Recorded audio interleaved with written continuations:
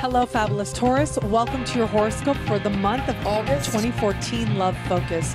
I am your astrologer, Nadiya Shah. Thank you for being here.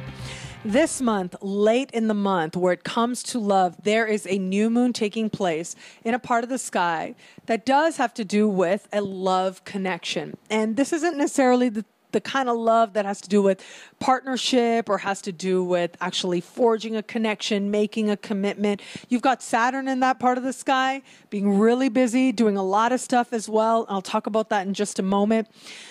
But what's also happening this month is this particular new moon that's taking place. And this part of the sky has more to do with a genuine connection that you might feel with another person. It has to do with the feeling of love. It has to do with that flutter, that excitement, the happiness, that genuine joy that you feel being in the presence of somebody who makes you aware that you're alive and the blessing that love can be. So you've got that happening, and this particular new moon is standing across the sky from Neptune. Now, I find this really interesting. So this is the first really interesting phenomenon that's taking place where it comes to love for you. And this is the fact that, as I said, new moon standing across from Neptune. As the symbol implies, this is you looking at yourself. Neptune ultimately is illusions, it's fantasy. When we have a new moon standing across from Neptune, it's time to check your illusions. It's time to check your fantasy. It's time for you to be honest with yourself as to what is a realistic expectation in love and what isn't. And there's going to be a very strong desire at this time to be swept away, to be swept off your feet, certainly. And you may be tempted to, you may be granted the opportunity to, but I'm going to put out there that there may be a part of this equation that's playing out that might not necessarily have to do with the connection that you are experiencing with another person, but rather your desire to be swept away, your desire to want that experience, that flutter that love can bring. What we also have happening this month, so that's the first piece. So as I alluded to just a moment ago, the second piece, which is so important, Saturn has been moving through your opposite sign since late 2012.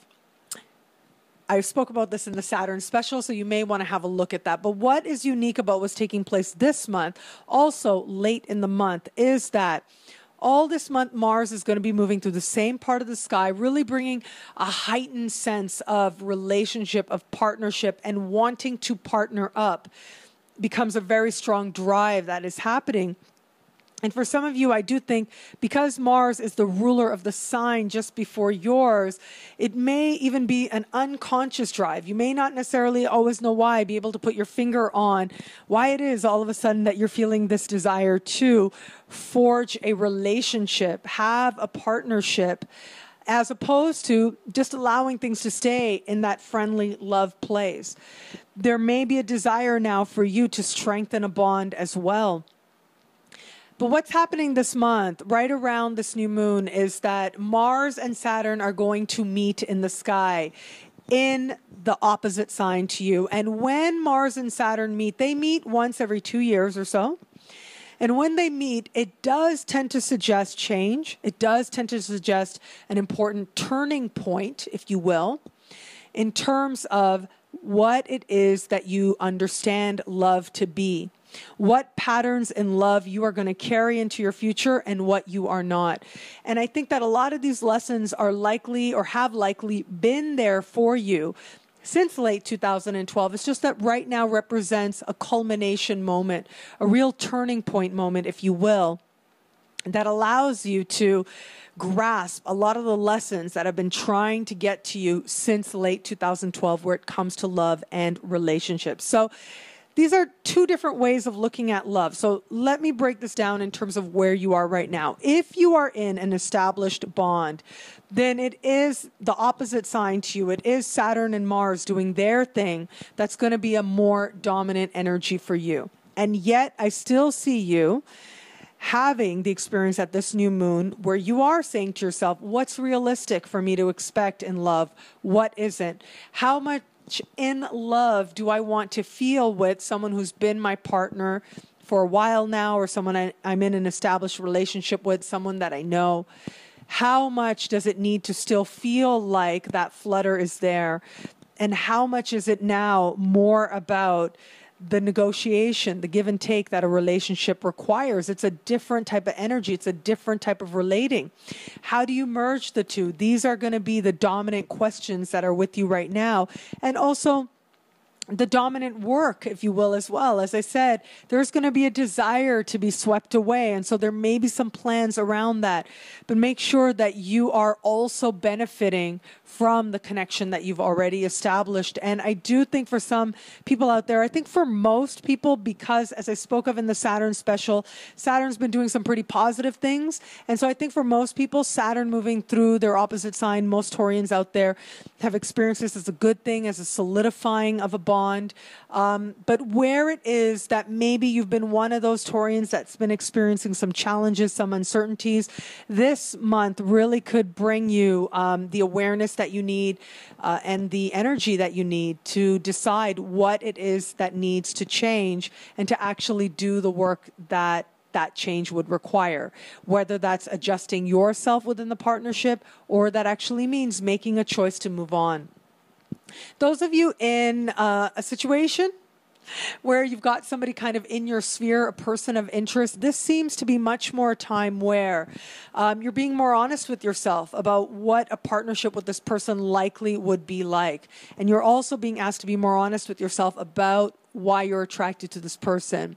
What is it that's drawn you to them? For some of you, this is going to be a real growth moment. This is going to be a moment when you take a very honest assessment of who this other person is, what it is that they're bringing to the table, and whether or not it's really going to work for your long-term future. Saturn is all about the long term. Saturn is all about looking at things as they are. And Mars, activating that Saturn, is going to make these lessons come right to the front.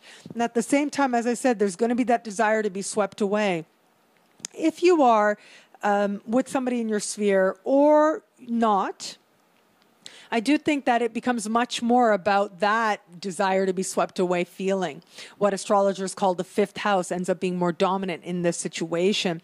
And what I find really intriguing about this is if you have somebody in your sphere, chances are someone else is likely to show up that will allow you a little bit of perspective, that allow you just enough of that fantasy, just enough of that hope to summon the bravery that change would require, to consider your other options. Those of you who are not in an established bond, the work is likely to be triggered by somebody else, a meeting with somebody else. I mean, when you have this type of activity happening in a chart, chances are you do meet somebody along these lines so that you can learn these lessons. And there's potential there, certainly, to meet somebody with such strong sort of permanent energy, if you will. However, there is a strong possibility that you are really projecting a lot of stuff onto this person. As I said, desire to be swept away. You may not be seeing the other person completely accurately in a completely sort of grounded kind of way. The universe is not going to let you get away with that for very long. Actually, that's not going to last too long. However, when that flutter comes, do enjoy it, but also allow the reality to come in as well. And from there, you can make a decision that's a lot more balanced, that suits you, and that allows you to feel like you're on solid ground moving forward. And ultimately, with Mars and Saturn doing this thing in your opposite sign, it is ultimately about releasing barriers that get in the way of love, get in the way of genuine love. And this is also about harnessing your power to make changes that move you towards love. Understanding where it is that you can make change that will move you forward, and where it is that it's not about you making any change, but it's about acceptance, and that being the most powerful change. If you can understand that, these moments right now are a great blessing. These moments right now are attempting to adjust not only your expectations, but also remove any barriers that get in the way of greater love. Then you will find yourself moving powerfully forward towards a greater love than you've known before.